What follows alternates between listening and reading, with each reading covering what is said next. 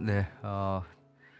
이번 시간에 이제 코로나 바이러스가 우리 한국 사회, 특별히 우리 비영리 조직에 어떠한 영향을 미쳤고, 그러한 영향 속에서 우리 비영리 조직은 어떤 그 변화가 일어나고 있으며 어떤 방향으로 가야 될지 하는 것을 한번 여러분하고 같이 생각해 보는 시간을 갖도록 하겠습니다. 그래서 일단 그 코로나 바이러스가 우리 경제에 미친 일반적인 영향에 대해서 간단히 한번 살펴보고요. 그다음에 우리 경제뿐만 아니라 우리 사회 전반적으로 미친 영향에 대해서 보도록 하겠습니다. 그리고 이러한 이제 코로나 바이러스에 대해서 주요 국가들은 어떻게 대처하고 있는지 한번 다른 나라에 대처하는 내용들을 한번 살펴보고요. 우리나라에서는 또 어떻게 대처를 하고 있는지, 그래서 우리 비영리 섹터가 이런 코로나 바이러스 영향에 대해서 우리가 어떻게 준비하고 대처해 나가야지만 코로나 바이러스 이후의 세계에 대해서 우리가 잘 좀 우리 비영리주의 더 발전할 수 있지 않겠는가 이렇게 생각이 듭니다. 아, 여기 지도가 하나 있는데 이게 보니까 통계는 조금 지났어요. 그러니까 6월 30일 한 4개월 전 정도의 통계인 것 같습니다. 코로나 바이러스가 경제에 미친 영향에서 이렇게 나왔는데요. 이렇게 보니까는 경기의 어떤 후퇴가 아주 뚜렷하게 일어나고 있고요. 국가별로 좀 이렇게 경기의 어떤 역진 현상이 나타나고 있는데, 그래도 보니까 우리나라는 좀 선방한 걸로 좀 되어 있고요.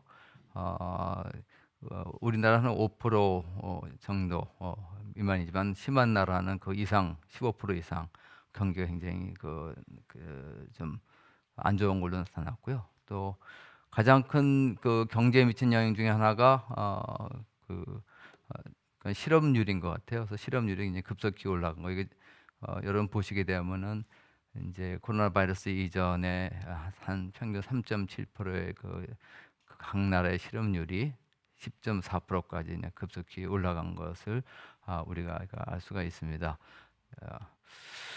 그다음에 이제 이 코로나 바이러스가 경제뿐만이 아니라 우리 사회에 미치는 전반적인 영향, 이거는 유엔 보고서에 UNDP에 있는 UNDP가 이 보고서를 정리를 해 들어가서 그걸 간단히 제가 요약해서 좀 번역을 해봤는데요. 그러니까 빈곤의 문제, 여성의 문제, 교육의 문제, 그다음에 우리 사회의 안전망의 문제, 또 이게 IDP라고, 이거는 이제 난민 중에서 국내 난민, 그 나라 국민이지만 난민과 같이 일정한 지역에 좀 격리돼서 생활할 수밖에 없는 사람들에 대한 겁니다. 그다음에 빈곤 지역 거주자에 대한 문제, 뭐 이런 문제를 보게 되면은 전부 다 코로나 바이러스 이전보다는 굉장히 다 악화된 걸로 좀 나와 있고요. 그다음에 이제 수입 감소, 그다음에 직장을 잃은 사람들. 이게 송금 감소는 뭐냐면은 되게 제3세계 사람들이 뭐 주로 선진국에 가서 이제 일을 하잖아요. 그러면 그 나라의 어떤 굉장히 큰 소득 중에 뭐냐면 그들이 자기네 나라로 송금하는 겁니다. 우리나라에도 한 100만 명 이상의 외국인 근로자들이 와서 일을 하고 있는데, 그 자국으로 송금하는 것이 급속히 아주 줄어들었다. 무역도 감소되고 상품 가격도 좀 떨어지고, 그다음에 식량 공급이 굉장히 불안정해지고 있다. 그다음에 가장 타격이 입은 분야가 관광 여행 분야다, 이렇게 나오고 있습니다. 여기에 대해서 이제 각 정부가 어떻게 대처했나 보니까는 이게 시간이 없어서 이거를 뭐 일일이 다 말하기가 힘들 것 같아요. 제가 이제 좀 조사해본 나라가 영국, 미국, 호주, 캐나다, 주로 미국과 영연방 국가들을 꽤 봤는데요. 보니까 우리나라 거 나중에 보면서 큰 차이가 일단 뭐가 있냐면은, 우리는 이 통계를 조사하기 힘들어요. 그러니까 예를 들어서 우리가 비영리 non profit이라고 했을 때 우리나라는 그 통계로 잡히는 게 없습니다. 굉장히 다양하기 때문에. 그러니까 우리 자원봉사 조직이 있고 시민사회 조직이 있고 정통적인 뭐 NGO가 있고 뭐 이렇게 또 NPO들이 쭉 있는데, 이런 것들을 아우를 수 있는 통계나 기구가 없습니다. 우리나라는 다 흩어져 있기 때문에. 그래서 일단 우리는 정확한 전반적인 우리 비영리 섹터의 코로나 바이러스 영향을 알 수 있는 부분이 굉장히 힘들었고요. 그다음에 이제 이제 영국에서 뭐 나와 있는 자료들 쭉 보니까 어쨌든 그 비영리 조직의 어려운 것 중에 하나가 그 재정의 감소 문제가 나와 있고요. 그래서 여기에 대해서 어떻게 정부가 이 재정 문제를 해주겠냐 하는 그런 정부 정책들이 좀 나와 있고요. 그 다음에 이 이제 그 특히 그 코로나 위기로 따른 그 위기 지원 기금 책정들을 하고서 이렇게 지원하고 있는 것들을 좀 우리가 알 수 있었습니다. 여기 보게 되면 이제 그 비영리 섹터 코로나 바이러스 대처 가이드라인이 있어 갖고서요. 그러니까 분야별로 정부에서 또 지원해주는 펀딩이라든지 그 자선단체들의 어떤 모임을 통해서 정보를 교환한다든지 이런 다양한 또 어떤 경영을 하는데 어떻게 하면 잘할 수 있겠냐 하는 것들이 쭉 다 나와 있습니다. 그러니까 클릭 하나하나 하면 아주 자세하게 우리 비영리 조직이 코로나 바이러스로 어려움을 처할 때 대처할 수 있는 방안들 전부 다 이렇게 가이던스 전부 다 나와 있다 하는 걸 좀 알 수 있고요. 재밌는 게 이제 그 민간 단체들이 펀드레이징을 하는데 이게 우리가 오프라인 상에서 자선 마라톤 하는 것이 이제 중단되니까 우리가 연합으로 우리가 좀 이렇게 맞으면 온라인 자선 마라톤을 해보자. NGO들이 연합해서 뭐 그런 제안도 올라 있고, 그러니까 재정 문제를 해결하기 위한 대처들. 미국 같은 경우에는 이제 그 코로나 바이러스 대처하기 위해서 미국서 만들어진 이것 때문에 법이 하나 있는데요. 그 법이 뭐냐 하면은 코로나 바이러스 에이드 릴리프 앤 이코노믹 세큐리티라는 법이 일명 CARES Act라고 하는 법이 올 그 상반기에 제정이 됐습니다. 그런데 여기 보니까 이 많은 그 비영리 단체들이 그 제정된 법에 대해서 제가 여기다 그 적지를 못했는데 미국 그 하원 의장한테 서한을 보냈어요. 거기 보게 되면은 그 법안에 비영리 단체에 대한 재정 지원 부분이 있습니다. 그런데 보니까 이제 좀 소규모 단체들, 중대형 단체들에 대한 지원이 없어서 그런 걸 좀 포함해 달라 하는 이런 여러 가지 그 요청 사항들을 그 비영리 단체 지도자들이 같이 보냈고요. 그 다음에 또 이 비영리 단체들이 어떻게 하면 코로나 바이러스를 잘 이렇게 대처할 수 있겠는가 하는 것들이 여러 그 비영리 단체를 아우르는 조직에서 많이 그 나와 있습니다. 여러분이 잘 아는 대로 뭐 대표적인 것은 우리 뭐 가이드스타나 체리티 내비게이터 같은 조직, 그다음에 내셔널 카운슬 오브 논프로핏이라든지 그다음에 인디펜던트 섹터 여기 보게 되면요 아주 자세하게 비영리 단체들이 지금 코로나 위기를 어떻게 극복해야 되겠냐 하는 것들을 아주 가이드라인을 잘 주고 있습니다. 뭐 예를 들어서 이렇게 지도가 나와서 클릭을 하게 되면은 그 지역, 이건 워싱턴 주에서 비영리 조직으로서 어떻게 무엇을 지원할 수 있겠는가? 여기 뭐 펀딩서부터 여러 가지 비용 그 코로나 바이러스 대처선 방안이 잘 나와 있고요. 뭐 캐나다 정부도 마찬가지로 비영리 단체를 지원하고 있고.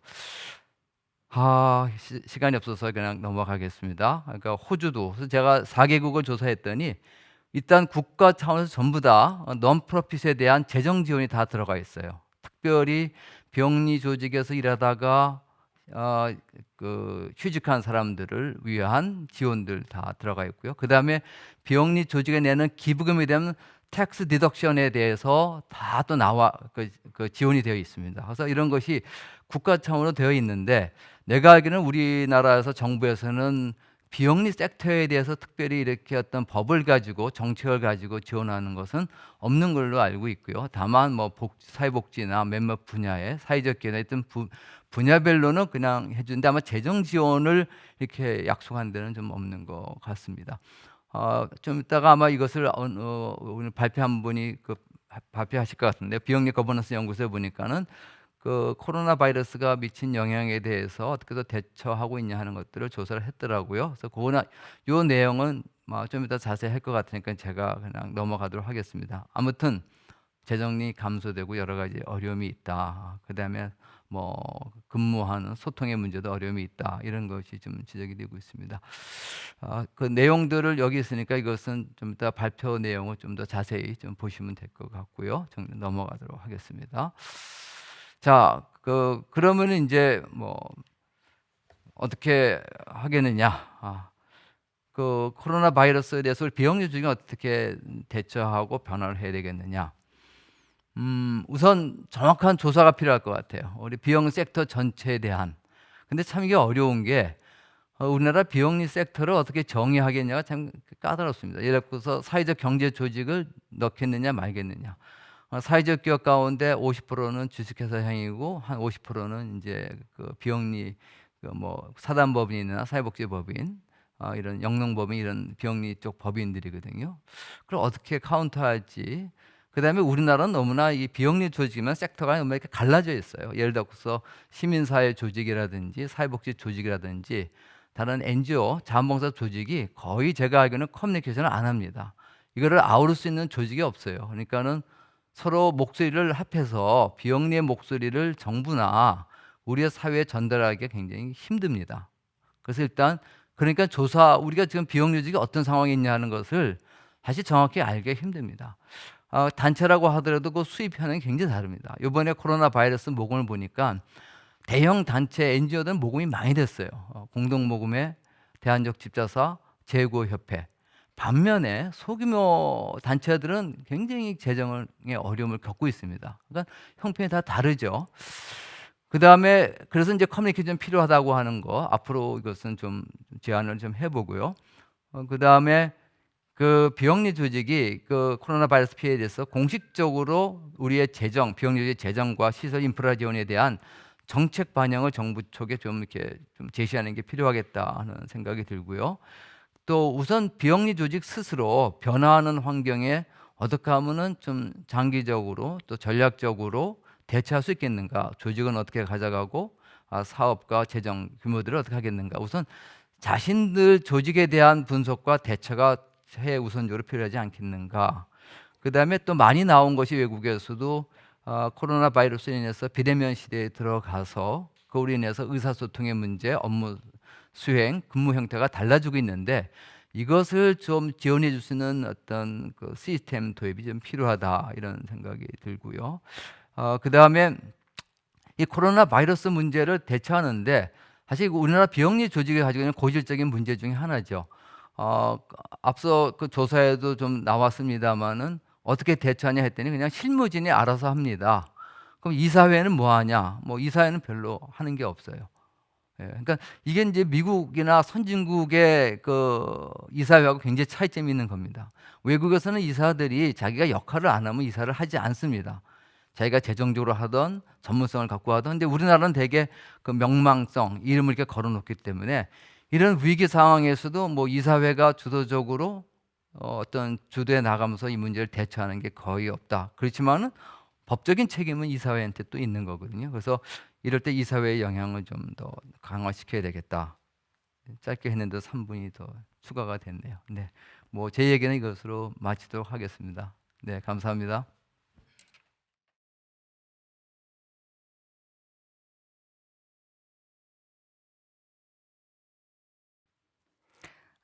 안녕하세요.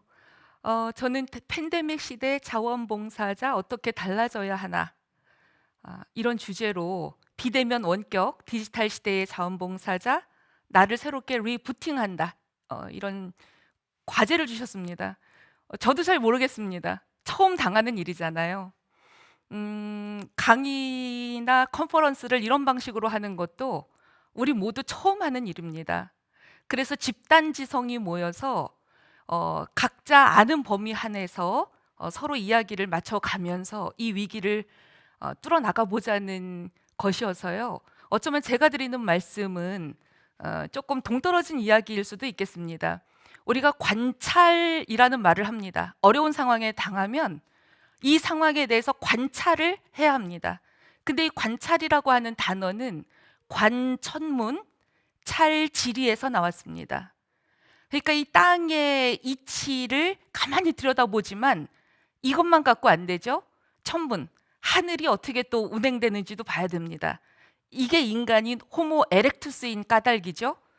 발을 땅에 디디고 하늘을 향해 고추 선채로 관천문 찰지리 하다 보면 어쩌면 이 위기를 또 잘 극복해 나갈 수 있지 않을까 싶습니다. 제가 드리는 말씀은 어쩌면 조금 더 큰 그림일 수 있겠습니다. 지나온 100년, 저는 우리 역사를 100년 단위로 자른다고 하면 지나온 100년은 3일 혁명에서 촛불 혁명까지라고 생각합니다. 대한제국에서 대한민국이 탄생했으니 이것은 단순히 운동이 아니라 혁명이죠. 그리고 우리 역사는 작년에 3일 혁명 100주년 기념 대회를 아주 거창하게 치렀습니다. 그런가 하면 또 다른 측면에서는 스페인 독감에서 코로나19까지 정확하게 또 100년입니다. 원래 해결 안 된 역사적 과제는 늘 다시 출몰하여서 우리에게 꾸준히 해결하라고 요청하죠. 그러면 100년 전에 우리와 비슷한 문제를 당했던 그분들은 이 난세를 어떻게 뚫고 나가고자 했을까요? 100년 전 이 땅의 지성인들은 대동세상을 꿈꿨습니다.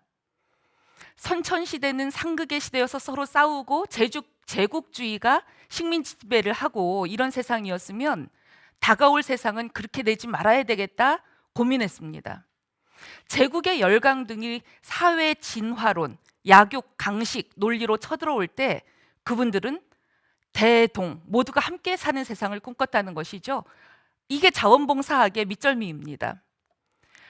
지나온 100년은 자유민주주의를 쟁취하기 위해 걸어온 그러니까 집단의 어떤 소속돼서 어떤 그 계층의 논리로 그런 거였다면 앞으로의 100년 우리가 걸어가야 할 길은 생태 생명 민주주의가 아닐까 싶습니다. 자연의 역습을 계속 당하잖아요. 그래서 근대의 과제가 개인으로 서는 일이었다면 앞으로는 시민이라고 하는 것인데요.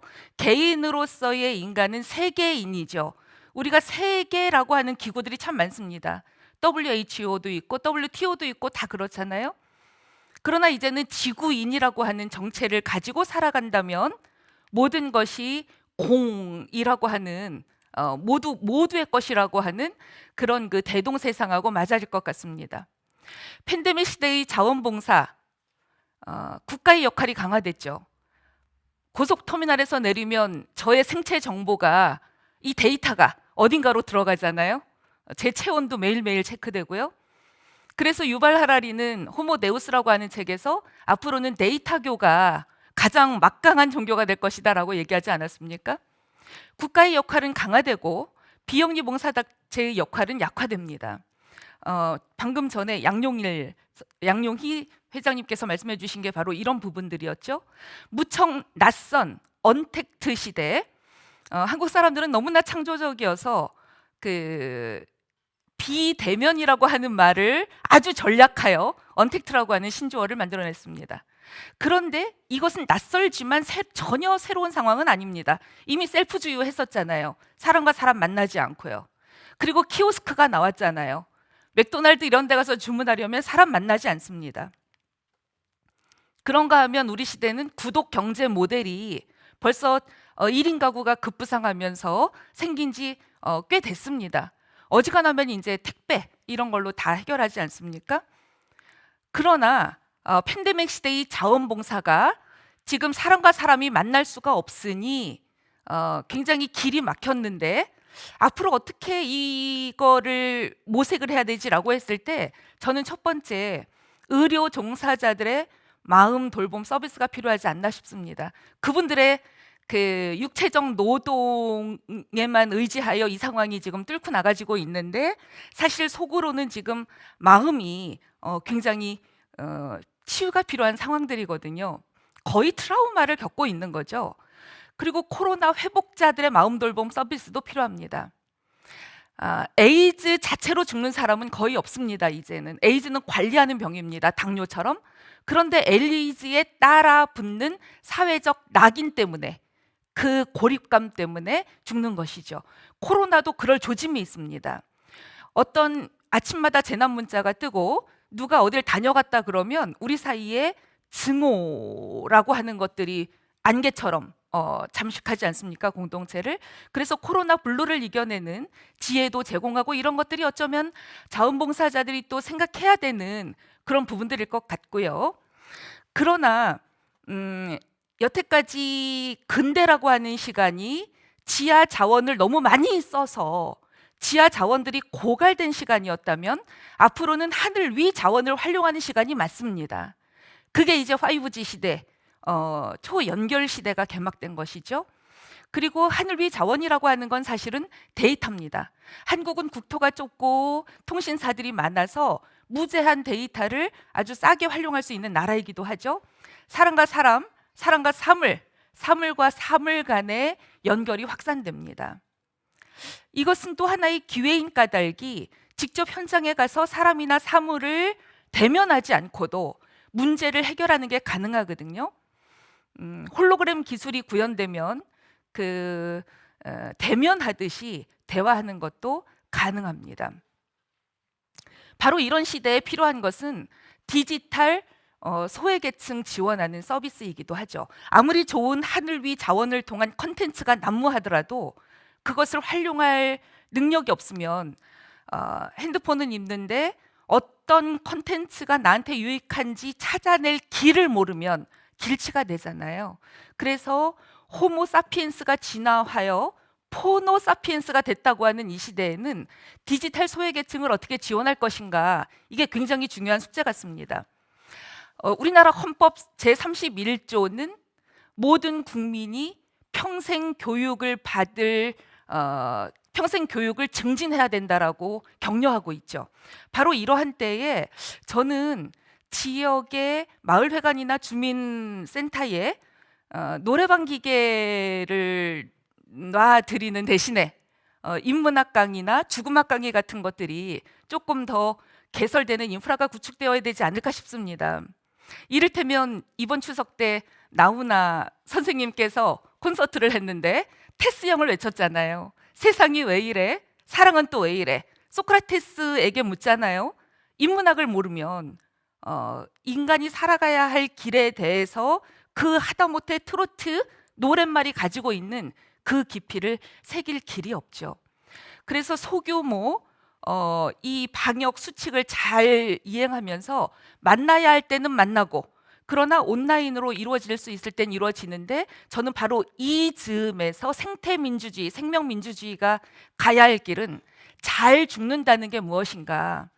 우리가 죽음을 거의 제3차 대전처럼 코로나 때문에 죽음이 만연한 시대에는 죽음학에 대한 강의들이 풍요롭게 자원봉사의 한 축을 차지해야 된다고 생각합니다. 지구 생태적 맥락에서 죽음을 이해해 보는 것이죠. 나눔 문화 확산을 위한 인식도 제고되어야 합니다. 전주 시내버스에 이 각자 도생 사회에서 시내버스를 타면 마스크가 늘 상비돼 있대잖아요. 그러니까 마스크 때문에 싸울 일이 없습니다. 누가 마스크를 미처 못 챙겨와서 시내버스에 있는 마스크를 하나를 쓰면 또 다음번에 누군가가 5개를 갖다 놓는답니다. 그러니까 이게 대동세상을 향한 꿈이 엿보이는 거 아니겠습니까? 만약에 우리에게 코로나를 지나갈 수 있는 이 포스트, 그런 은총이 주어진다면 포스트 시대의 자원봉사는 어떻게 가야 할까요? 이건 그저 저희의 짧은 소견입니다. 비대면 커뮤니케이션이 증가하면 면대면 회피 현상이 나올 수도 있습니다. 사람은 만나야 하는데 그냥 혼자 있는 게 더 편해지면 오노꼬모리라고 하죠. 그냥 은둔하는 사람들이 더 늘어날 소지가 있습니다. 어차피 불확실한 미래, 언제 죽을지 모르는데 미래를 준비하거나 대책을 세울 필요가 없다. 이런 식으로 반사회적인 인성이 초래될 가능성도 있습니다. 4차 산업혁명 시대라고 합니다. 그래서 AI들이 아마도 많은 부를 창출해 줄 것입니다. 바로 그러고 있을 때 우리가 재난기본소득을 받아보니까 좋았는데요. 국가의 역할이 이 기본소득이 보장된 상황에서 문화, 복지국가를 일구는데 국가가 정책을 세워나가야 되지 않나 싶습니다. 인간은 빵만 먹고 살 수는 없습니다. 노동운동은 언제나 빵과 장미를 요구합니다. 장미라고 하는 부분이 바로 그런 인간의 문화적 욕구, 인문학, 천문 이런 부분들이죠.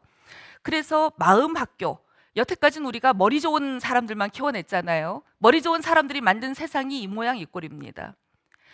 이렇게 옆자리의 친구가 죽더라도 너는 좋은 대학만 가야 된다, 이렇게 하면 안 되죠. 그 친구가 죽었을 때 네 마음은 어떠니? 그 친구는 어떤 마음에서 힘들었을까?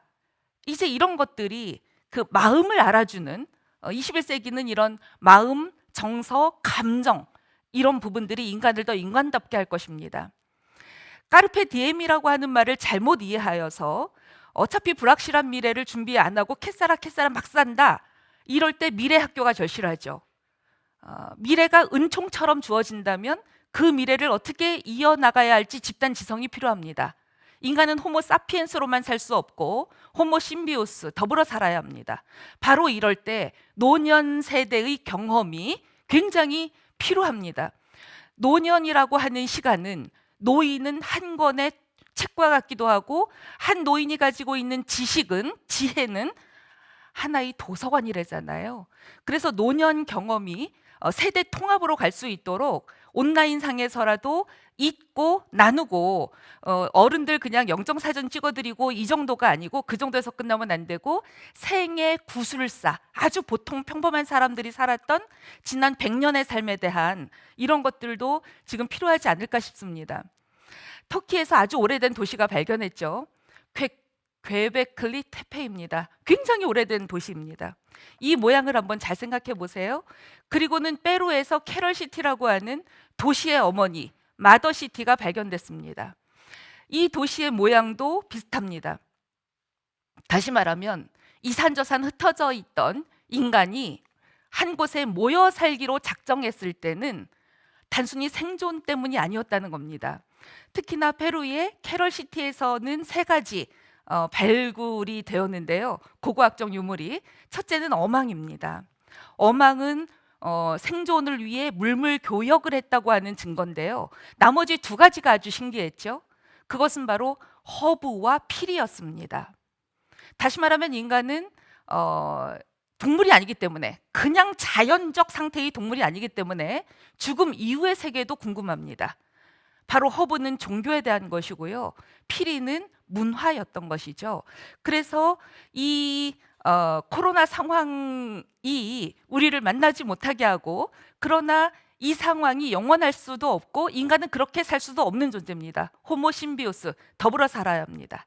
이런 시대가 열릴 때 자원봉사가 희망입니다.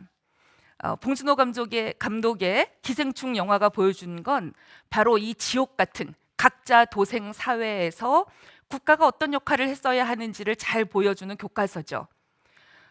나만 아니면 돼라고 하는 이런 시대에 자원봉사는 우리는 당신이 필요합니다라고 끊임없이 말 거는 사람들이거든요. 그래서 과학과 자비 둘 다 필요합니다. 피카소가 15살 때 그렸다고 하는 이 그림을 통해서 자원봉사의 꿈을 가지시고 또 여전히 헌신하시면서 다음을 모색하시는 모든 분들께 위로가 됐으면 좋겠습니다. 경청해 주셔서 고맙습니다.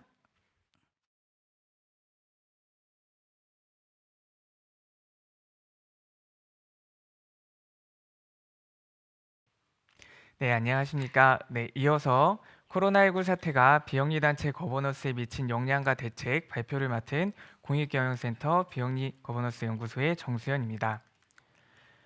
저희는 코로나19 상황에서 비영리 단체가 어떻게 대처해야 되는지에 대한 설문조사를 진행을 했고 그에 대한 내용을 말씀드리려고 하는데요. 크게 3가지로 조사 개요에 대한 부분, 이어서 저희가 설문했던 질문들, 그리고 마지막으로 시사점 이렇게 3가지로 말씀드리도록 하겠습니다. 먼저 조사 개요입니다. 저희는 코로나19가 비영리 단체에 미친 영향을 구체적으로 파악하고 향후 대책에 대해서 비영리 리더들에게 의견을 수렴하고자 설문을 진행했습니다. 이를 위해서 설문조사 전문 업체인 지앤컴 리서치를 통해 지난 5월 13일부터 18일까지 5일간 전국에 있는 비영리 단체 리더, 대표, 이사, 중간 관리자들을 대상으로 진행을 하였고 총 117명의 유효 표본을 확보하였습니다. 조사 내용으로는 크게 코로나19 사태가 비영리 단체에 미친 영향과 실태, 그리고 코로나19 사태 이후 예상되는 변화 등, 마지막으로 응답자와 단체의 특성으로 23개 부분으로 나눠서 총 29개 문항으로 질문을 하였습니다. 조사 결과에 대해서 간략하게 말씀을 드리자면 활동 영역, 결산액, 단체 활동 기간, 응답자 직위로 분석을 위해서 활동 영역을 크게 네 가지로 구분을 하였는데요. 저희 설문에서는 한국의 비영리 상황에 맞춰서 9개로 구분해서 여쭤보았고, 결산액은 3개로 나눠서 5억 미만이 절반에 가까운 50.4%로 나온 것을 확인할 수 있었습니다. 이어서 단체 활동 기간으로는 10년 이하와 11년 이상으로 11년 이상이 절반이 넘는 53.8%라고 응답을 해주셨고요. 마지막으로 단체 이사나 단체 대표 이사가 65%, 나머지 35%가 단체 중간 실무자인 것으로 확인할 수 있었습니다. 질문에 대해서 말씀을 드리려고 합니다. 먼저 저희가 코로나19 사태 기간 동안 기 단체의 사업 활동이 2020년 계획 대비 어떤 변화가 있는지를 물어보았습니다. 이에 대해서 90%가 축소되었다고 답변을 주셨는데요. 그 중에서 조금 늘어났다와 크게 늘어났다가 각각 4.3%와 2.6%로 응답을 해주셨습니다. 이는 의료와 보건 그리고 긴급적으로 구호를 해야 되는 사회복지나 중간 지원 조직이 답을 해주신 걸로 나왔는데, 그럼에도 열의 9, 그러니까 코로나19 사태가 비영리 단체의 사업과 재정에 큰 위축을 가져왔다는 것을 먼저 확인할 수 있었습니다. 이어서 지난 코로나19 사태 동안 단체 이사회가 어떤 역할을 수행했는지를 물었습니다. 이에 대해서 가장 많은 답변을 주신 40.2%가 별 대응하지 않고 사태 추이를 지켜보았다. 이어서 실무 책임자와 한 라인을 형성할 협의, 그리고 사업과 단체 운영에 관한 지침과 방안 지시 또는 변경이 각각 34.2%와 30.8%로 코로나19 사태 동안 대응한 것은 이사회보다는 실무 책임자가 주도적으로 한 것으로 확인할 수 있었습니다. 이어지는 질문으로는 코로나19 사태가 진정된 후 비영리 단체가 가장 시급하게 갖춰야 될 대책이 무엇인지 물었습니다.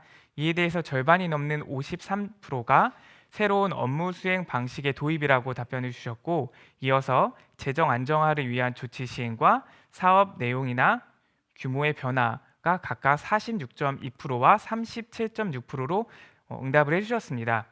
아마도 코로나19 상황에서 많은 단체 또 많은 실무자분들이 한 번쯤은 재택근무를 경험하셨을 것 같은데요. 아마도 새로운 업무 수행 방식의 변화는 재택근무로 대표될 것 같습니다. 이것이 단순히 공간이 옮겨지는 것에 국한되는 것이 아니라 이것에 따른 조직 문화가 바뀌어야 되는 것들, 또 그에 따른 권한을 위임하고 또 그에 따른 성과를 측정하고 이런 것들이 함께 연계되어서 진행돼야 될 부분이라고 생각을 합니다. 네, 이어지는 질문입니다. 코로나19 사태 이후 위기에 대응하는 재정 조치를 취할 계획이나 의향이 있는지를 물었습니다. 이에 대해서 별도의 위기 대응 기금을 조성하겠다고 답하신 것이 36.8%이고, 나머지 상황이 재발하면 그때 대책을 마련하겠다와 특별한 계획이 없다가 각각 29.1%와 30.8%로 사실상 10개 단체 가운데 6개는 재정적 대비책이 없다고 응답을 하셨습니다. 코로나19 사태가 진정된 후에 이사회가 꼭 감당해야 될 역할이 무엇인지를 물었습니다. 앞부분에서 재정에 대한 이슈가 크다라고 응답을 해주신 것과 연계되는 부분인데요. 가장 많은 답변을 주신 59%가 재정 확대와 안정화를 위한 기여와 조치 강화라고 응답을 해주셨습니다. 이어지는 답변으로는 단체 실무자와의 역할 분담 명확화, 긴밀한 협조, 그리고 위기 대응과 관리 체제 강화라고 각각 39.3%와 35%라고 답변을 주셨습니다. 또 이어지는 답변으로는 비영리를 비롯한 다양한 협력 네트워크 구축도 23.9%로 응답을 해주셨습니다. 이어지는 질문으로는 코로나19 사태가 진정된 후에 기 단체의 올해 세부 사업 진행과 예산 집행이 어떻게 바뀔 것인지를 물어보았습니다. 이에 대해서 전면적인 수정과 변화가 있을 것이라고 대답한 것이 40.2%로 나왔는데요. 아마 이거를 진행하고 있는 10월이 내년도 사업을 또 준비해야 되는 상황인데, 올해 준비한 것들이 많이 바뀐 만큼 내년 준비하실 때 아마 많은 부분이 바뀌고, 또 바뀐 것들을 어떻게 대응해야 되는지에 대한 부분들이 이번 포럼을 통해서 많은 도움을 받으실 수 있으실 거라고 생각을 합니다. 네. 그리고 이어서 코로나19 사태 이후 기단체 후원이 어떻게 변할지를 물어보았는데요. 감소하겠다라는 의견이 50.3%, 증가할 것이다라는 의견이 14.5%로 감소할 것이라는 의견이 훨씬 더 많이 나온 것을 확인할 수 있습니다.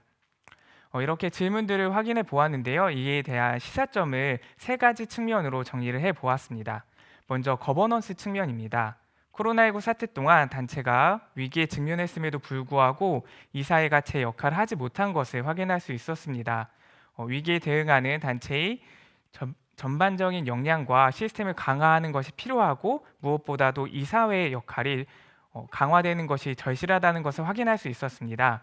비영리 단체 이사도 자원봉사라는 것을 다 알고 계실 텐데요. 그 어느 때보다도 이 자원봉사인 이사들의 역할이 중요하다라고 할 수 있습니다.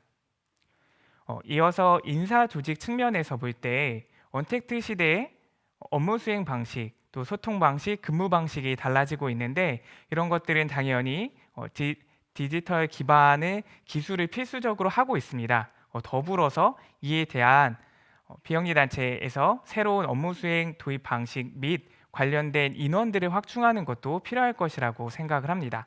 마지막으로 사업과 재정 측면에서 코로나19 사태 이후 사회 변화에 따라 비영리 단체 역할이 증대할 것으로 보이지만 사회가 비영리 단체를 바라보는 시선이 그렇게 좋지 않은 것을 올해의 상황을 통해서 볼 수 있을 것 같습니다. 따라서 사업의 전략적인 변화와 더불어서 위기에 대응하는 안정적인 사업 추진을 위한 재정 마련도 필요하고 또한 후원 증대를 위한 노력이 같이 병행이 되어야 비영리 단체 활동의 위축을 방지할 수 있을 것이라고 말씀드릴 수 있을 것 같습니다. 네. 이상으로 발표를 마치도록 하겠습니다. 감사합니다.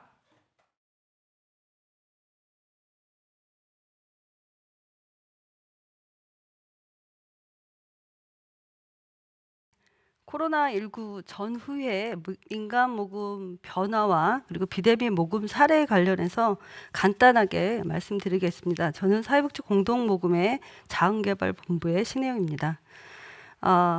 코로나 이후에 지금 많은 변화가 있었죠. 그래서 특히 코로나로 인해서 지금 우울증이 많은 분들이 많이 있어요. 코로나 블루로 많이 어려워하고 힘들어하신 분들이 많이 있습니다. 통계를 보니까 한 국민의 50% 정도가 코로나 우울로 고생을 하고 계시고 여러 가지 어려운 상황입니다. 과거의 재난에 비교해도 코로나가 월등히 많은 점수를 차지하고 있는 것처럼 이제 1단계로 지금 간 상황에서 더 열심히 저희가 집단, 아까 계속 강사 교수님들이 말씀하신 것들은 집단 지성을 통해서 극복할 수 있는 이런 방향을 가지고 코로나 블루를 이겨냈으면 좋겠다는 생각을 시작합니다. 현장에서는 많은 변화와 노력들이 있었습니다.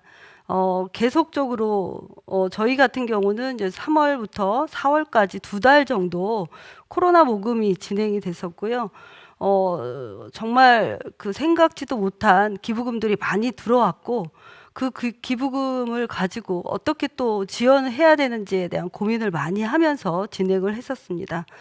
현장에서는 또 사회복지 분야 안에서는 어떻게 하면 서비스를 지원해야 하는지에 대한 고민들도 많이 하고 계셨고 그 현장을 나중에 저희도 지원을 하고 나서 이제 현장을 봐서 보니까 많은 역할들을 하고 계셨더라고요. 그래서 비대면 서비스가 활성화되었고 그리고 또 각종 온라인 회의와 그리고 유튜브를 통해서도 저희가 많은 그 서비스를 지원하려고 노력을 했던 부분들이 있습니다. 그리고 현장에서는 네이버 밴드나 영상이나 그리고 어르신 돌봄 케어를 위해서 또 AI 스피커라든가 이런 다양한 IT 기술들이 컨텐츠로 나와서 현장에서 노력하는 부분들이 있었고요.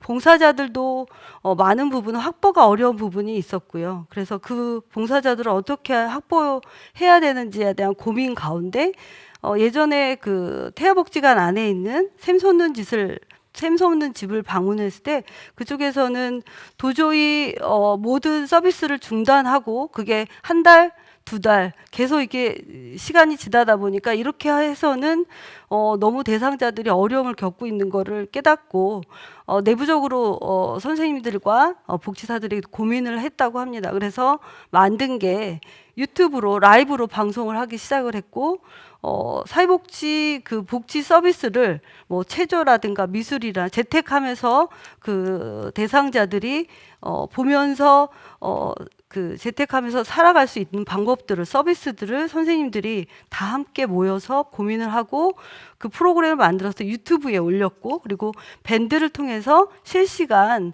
대화를 하고 소통을 할 수 있는 그런 서비스를 지원했다라는 얘기를 듣고 복지 분야도 많은 변화를 하고 있구나라는 생각들을 해봤습니다. 가장 궁금해하실 부분이 민간 모금이 어느 정도 변화가 있었나라는 것들을 궁금해하실 텐데요.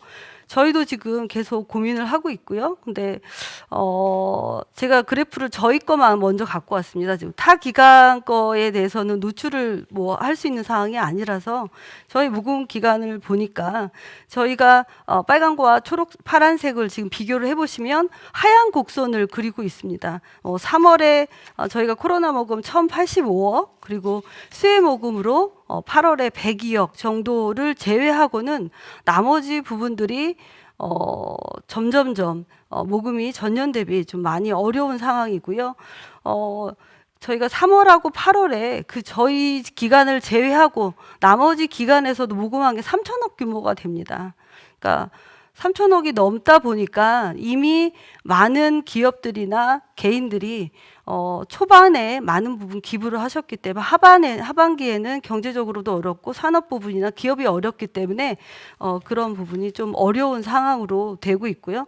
저희 모금회 같은 경우는 연말 모금 캠페인이 있습니다. 2달 동안 진행을 해야 되는데 그 부분에 대해서는 가장 지금 걱정을 하고 있고요. 어떻게 하면 저희가 비대면 모금으로 원래 대면 모금을 했던 모금회였는데 비대면으로 할 수 있는 방법들에 대해서 고민을 많이 하고 있습니다. 저희 같은 경우는 뭐 생방송 그리고 순회 모금 그리고 학교 모금 이런 하나하나 각 프로그램마다 지금 어려움을 겪고 있는 상황이라서 고민을 계속 해 나가고 있는 상황입니다. 코로나 모금으로 인해서 어떤 변화가 있었느냐를 먼저 보면 저희는 이제 카카오 가치랑 저희가 기부 플랫폼을 같이 진행을 하고 있습니다. 많은 기관들이 이 올해에 코로나 때문에 비대면 모금 대면 모금을 못 하다 보니까 그 많은 부분을 이 카카오의 플랫폼으로 들어와서 기부를 하셨고요. 작년과 비교를 해보면 작년에 한 260건, 올해는 현 동기 대비해서 올해는 360건, 그러니까 100건 정도가 전년 대비 많이 들어온 상태고요. 모금액도 작년에는 한 6억 정도 보면 지금은 24억이면 전년 대비해서 모금이 한 242% 정도가 증가한 상태입니다. 이렇게 많은 부분들이 어려워하고 있는 부분들이 있습니다. 이렇게 온라인 모금이 이제 활성화되는 가운데 있고 또 코로나로 특수를 누렸던 많은 IT 기업들이 기부를 하기 시작했고 그런 분들이 이제 CEO분들이 주식 기부를 많이 하기 시작했어요. 예전에 배달의 민족의 김봉진 대표님, 그 소카의 김지만 그리고 클래프톤의 김강석 대표님 그리고 올해도 카카오의 김범수 대표님께서 20억씩 40억을 기부하시는 이렇게 주식 기부나 새로운 시장의 기부들이 많이 늘어나고 있는 상황입니다. 네, 그리고 모금의 방식도 많이 변화를 하고 있는데요.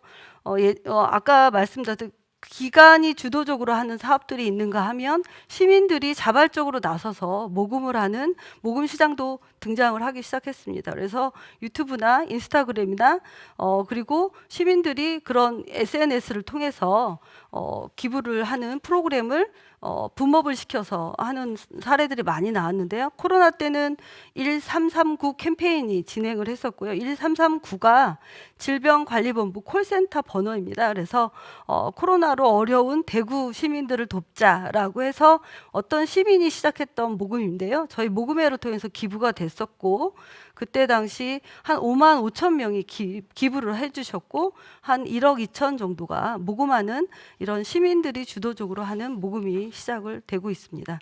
그 외에도 이제 일하는 방식도 많이 변화를 하고 있습니다. 과거에는 상상하지 않았던 사업들을 계속적으로 이제 지원을 하기 시작을 했는데요.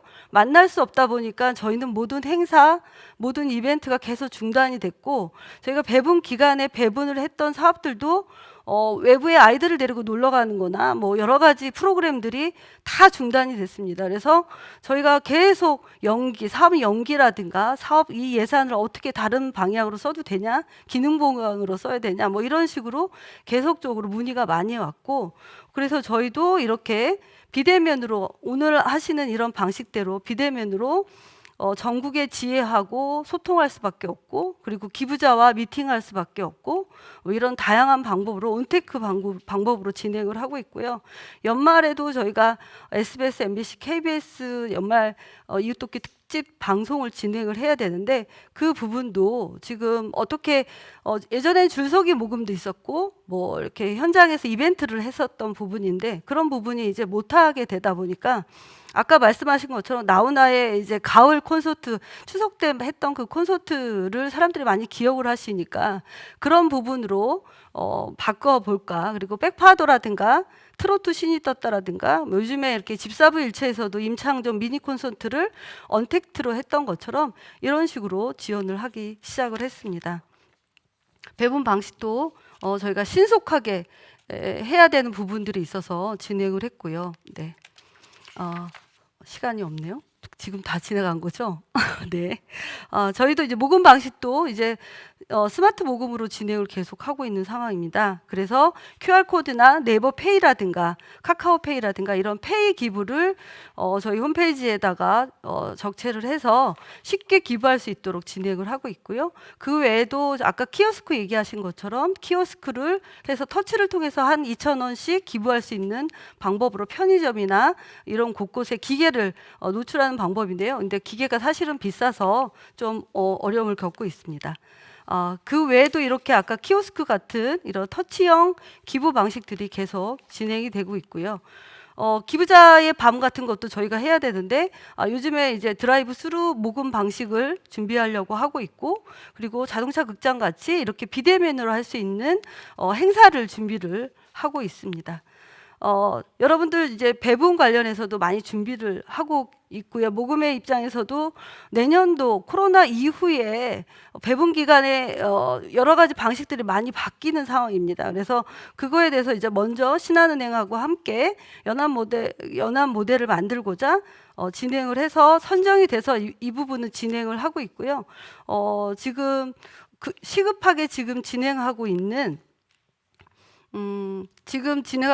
사회 백신 프로젝트라고 저희 홈페이지에 보시면 지금 진행을 하고 있고요. 11월 27일까지 저희가 공모를 진행하고 있습니다. 그래서 사회 재난을 대응하기 위해서, 그리고 예방하기 위한 복지 서비스를 어떻게 전환할 것인가에 대한 사업을 공모를 하고 있고요. 그래서 교육 격차, 그리고 돌봄 서비스, 그리고 정신 건강, 그리고 교육과 일자리 분야에 콜라보를 해서 지원 신청을 하시면 저희가 5년간 한 200억 원을 규모로 저희가 책정해 놓고 이 사업을 준비를 하고 있습니다. 그래서 내년도에 다양한 사업에 여러분들이 진행할 수 있도록 참여를 해주시면 좋을 것 같고요.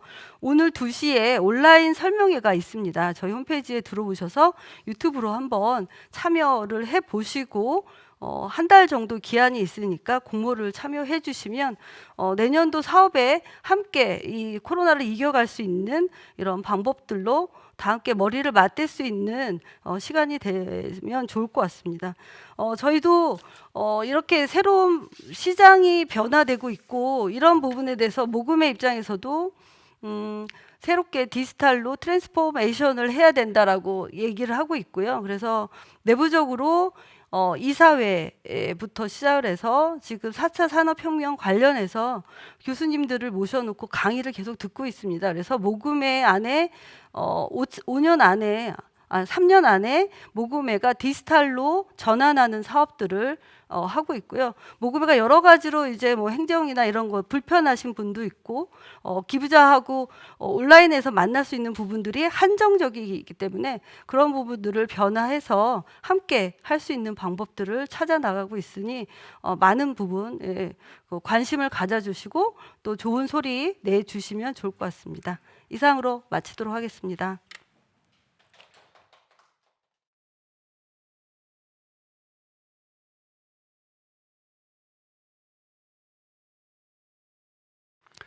예, 반갑습니다.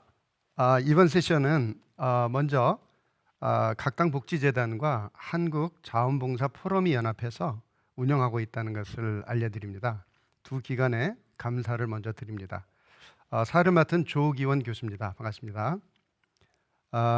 시간 관계상 한 분당 대략 3분 정도로 제한된 시간이 있다는 것을 말씀드리고 먼저 양용희 교수님에게 질문 드리도록 하겠습니다. 앞선 발표에서 단체 간 협력이 늘어날 것으로 전망됐습니다. 그죠? 국내든 해외든 마찬가지인 것 같은데 관련해서 국내나 국외나 좋은 협력 사례나 좋은 파트너십을 위한 코멘트가 있다면 좀 부탁드립니다. 도움이 될 것 같아서요. 짧은 시간에 구체적인 사례를 말씀드리긴 좀 힘들 것 같고요. 우리가 보통 이게 협력 그러면은 이제 섹터 간의 협력을 얘기하죠. 우리가 뭐 민관 그러면 정부와 민간 간의 협력, 또 민민 그러면 이제 영리와 비영리의 협력, 또 이게 정부, 시장, 비영리의 협력.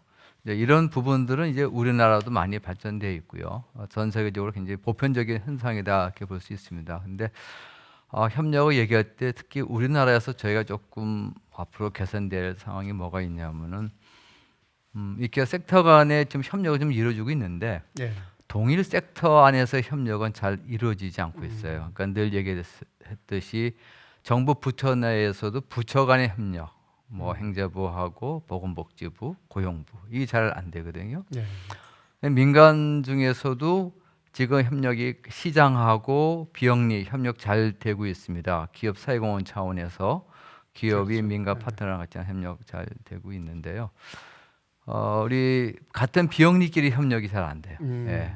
그리고 같은 기업 사회공헌 협력이 안 됩니다. 그러니까는 그 어떤 거기에 어떤 뭐 좀 주도권 문제도 있고 그래서 그게 가장 아쉬운 문제고요. 이번에 이 코로나 문제를 우리 팬데믹 문제를 해결하는 데 있어서 저는 좀 제안 드리고 싶은 것이 섹터 간의 협력도 중요하지만 동일 섹터 내에서의 협력이 굉장히 중요하다. 민간 단체끼리 협력이 굉장히 중요한데 그런 협력이 잘 이루어지지 않고 있어요. 우리나라 큰 그 민간 단체, 비영리 단체들 보더라도 독자적으로 해나가야지 각자의 어떤 방향은 있지만 이렇게 민간 간의 섹터 협력이 약하다. 그렇게 네. 좀 말씀을 드리고 싶습니다. 예, 굉장히 중요한 말씀인 것 같아요. 여기는 방점을 찍어도 도저히 우리가 잘 이루어지지 않는데 필요한 부분인 것 같아요. 두 번째 질문 한번 드리도록 하겠습니다.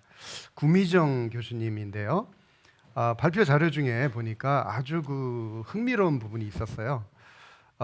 대동이라고 하는 그 인용 부분이었는데 이것이 오늘날 가치로 보니까 탕평책도 있었고요.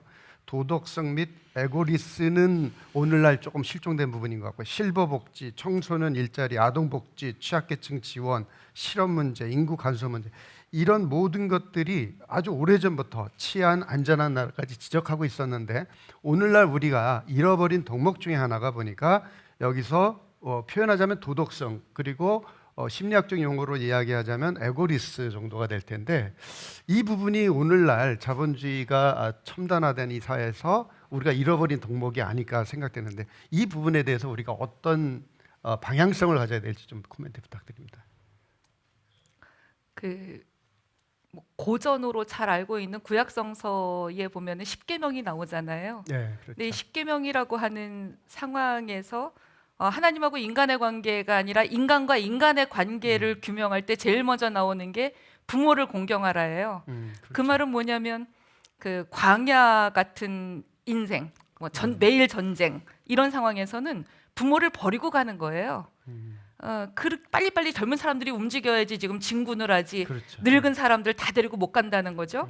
그래서 부모를 공경하라 이런 너무나 당연한 얘기가 10계명에 들어갈 정도인데 지금 얘기가 나온 이 공자의 상황도 그렇습니다. 매일 전쟁이거든요. 그럴 때는 부모도 부모로 여기지를 않죠.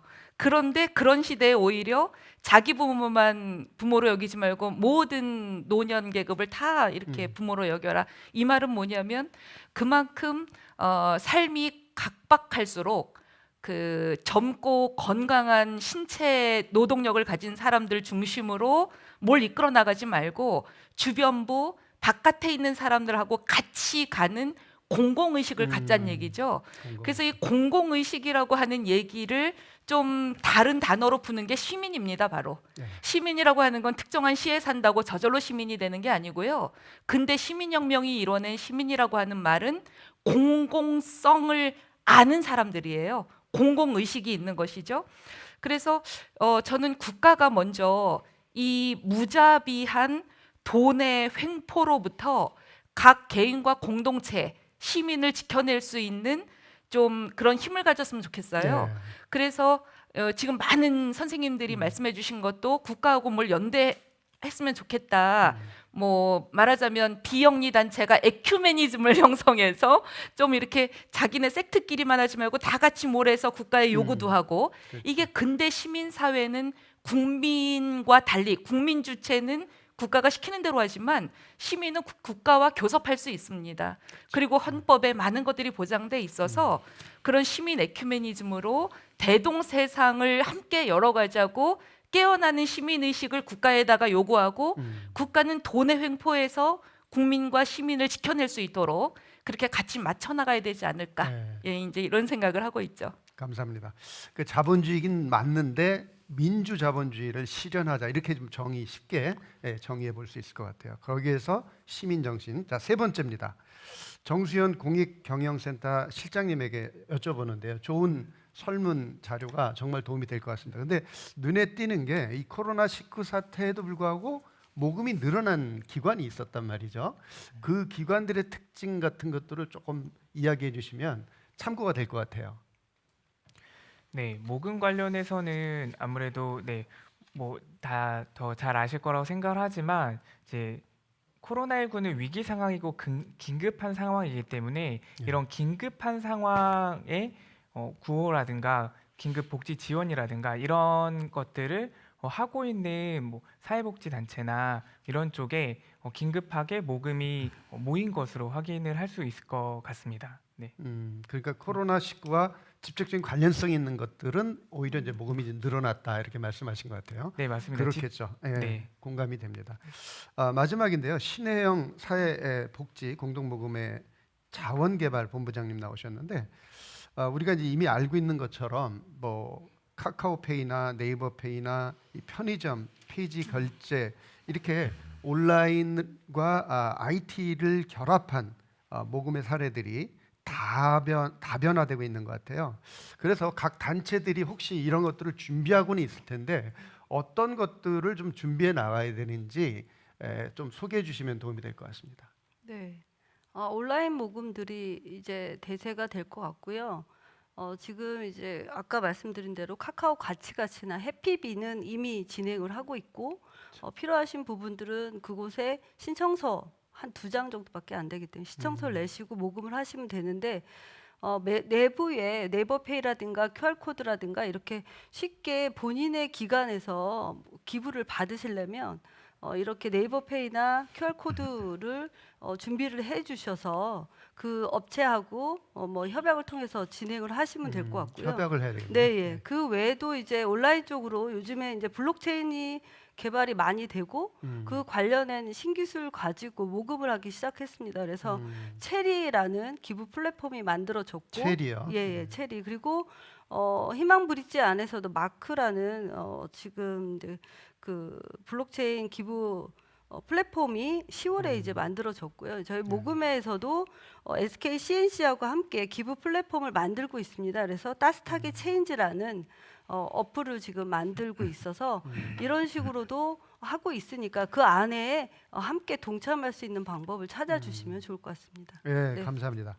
그러니까 초기 자본 투자를 통해서 국가 지원이라든가 국민 펀드레이징이라든가 이런 걸 통해서 우리가 이제 좋은 의미 있는 사업들을 하는데, 문제는 이것이 지속 가능한 쪽으로 가야 되는데 지원 자금이 끝났을 때 이런 시민 운동이나 자원봉사나 사회적 경제 영역에서 일들이, 봉사들, 의미 있는 활동들이 중단된다라는 것이 이제 우리 민간의 한계지 않습니까? 그래서 이 부분을 어떻게 뛰어넘고 또 이런 모델을 우리가 어떻게 또 개발하고 그래서 지속 가능한 영역으로 나갈 수 있느냐, 이런 부분들이 굉장히 중요한 것 같은데요. 이렇게 자원봉사라든가 사회적 경제라든가 우리가 나도 모르게 가졌던 경계를 좀 허물고 혁신적 사업과 기관이 좀 필요한 것 같습니다. 이 부분에서 아주 간단하게 10초씩만 말씀하시고 마무리하면 어떨까 싶어요. 우리 저쪽부터 한번 얘기해 주시겠어요? 거꾸로 한번 가죠. 예. 저희도 이제 그 민간 기관들과 함께 할 수 있는 방법들을 계속 찾아 나가고 있고요. 모금회가 연합 모금이라든가 그런 제도가 있고, 그래서 많은 사회복지 기관들이 어려움으로 모금이나 후원 개발이 어려운 분들은 모금에 함께 연합 모금을 1년에 한 번 정도 공모를 해서 같이 하고 저희가 매칭하는 사업을 하고 있습니다. 그래서 그거에 참여를 해주시면 좋을 것 같고요. 그 외에도 다양하게 참여할 수 있는 방법 중에 저희 내부의 홈페이지 안에도 클라우드 펀딩으로 만들어 놓긴 했는데 이제 많은 분들이 아직 모금회에서 클라우드 펀딩을 하고 있는 걸 잘 모르시는 분들이 있으셔서 들어오셔서 참여를 해주시면 그 안에서도 모금이 되고 배분이 되니까 동참해 주시면 좋을 것 같습니다. 문의만 하면 되겠네요. 네, 감사합니다. 예. 예. 네, 저희는 코로나19에 대한 설문한 것에 대한 말씀을 드렸었는데요. 비영리 단체에서 위기 상황에 대처하는 것도 그렇고 또 의사결정 구조를 갖는 것도 그렇고 이사회의 역할이 어느 때보다 중요하다고 생각이 되는데요. 그래서 저희 공익경영센터에서는 이사회를 도울 수 있는 방법들을 여러모로 찾고 있어서 저희 홈페이지 통해서 설문 내용도 봐주시고 또 저희가 정기적으로 간행무도 내고 있어서 이사회 운영에 대한 부분들 저희 홈페이지 통해서 도움 받으실 수 있으실 것 같아서요. 네, 그럴 것 같습니다. 예, 감사합니다. 10초씩만 말씀하시면 될 것 같은데요. 예, 부탁드립니다. 프랑스나 싱가포르 같은 데는 온 국민 평생 장학금 제도가 있대요. 심지어는 고등교육 및 기술 담당 장관까지 있어서 그 헌법에 보장된 국민의 평생 교육권을 보장한대요. 그래서 지속 가능한 뭔가가 되려면 사회복지 공동 모금회나 이런 민간 단체보다도 국가가 좀 평생 장학금을 좀 받아보고 싶네요. 저는 국가가 주는. 네, 그렇군요. 감사합니다. 교수님. 네, 우리가 위기 때 나타나는 여러 가지 현상이 있는데요. 가장 그 보편적인 현상 중에 하나가 양극화 현상입니다. 그러니까는 좀 더 잘 되는 집단과 개인이 있는 반면에 그렇지 못한 현상이 생기죠. 이 양극화 현상을 해결하기 위해서 정부나 시장에 우리 비영리 조직에 대한 정책 지원도 중요하지만 저는 더 중요한 것이 비영리 조직에 자기가 그런 문제를 해결해 나갈 수 있는 역량을 좀 높이는 게 굉장히 중요하다고 봅니다. 그래서 그렇죠. 일시적인 지원이 아니라 큰 단체들, 예를 들어서 모금회에서도 그냥 배분이 아니라 비영리 단체들이 어떻게 자체 역량을 높일 수 있겠는가, 좀 중장기적으로 그런 것을 키워주는 게 필요하다 생각합니다. 예, 감사합니다. 되게 중요한 지적을 해주신 것 같아요. 우리가 왜 사는가라고 하는 근본적인 질문을 던지고 어차피 살다가 갈 거라면 우리가 인류에게 뭔가 기여하고 살다 가는 것이 우리의 수명을 연장하는 것뿐만 아니라 삶의 퀄리티를 훨씬 높이는 것이고 그것이 가장 이기적이지만 가장 행복하게 사는 방법이라는 것이 높은 시민사회가 있는 사회들은 다 실천하고 있는 덕목이지 않습니까? 그런 면에서 이런 자원봉사라든가 이타적 사랑의 실천이 인류를 이런 위기에서 구할 수 있는 유일한 정신이라고 우리가 다시 한번 확인하는 자리가 된 것 같습니다. 오늘 감사합니다. 네 분 고맙습니다. 마치겠습니다. 네, 감사합니다.